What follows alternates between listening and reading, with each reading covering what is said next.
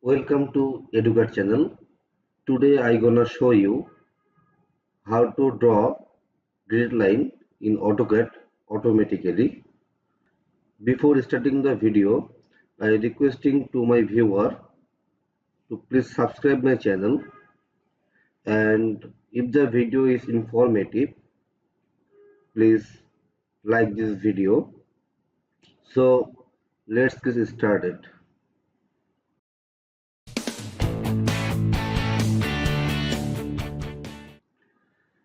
To draw grid line in AutoCAD, first we have to open SWDTM. You can download this from Google. Then click on draw option, then select draw grid and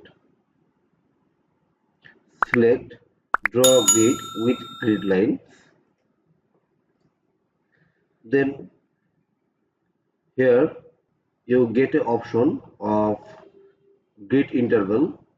Here I write 50-meter grid interval. Then click OK. Then we will show another option. This option is for text height.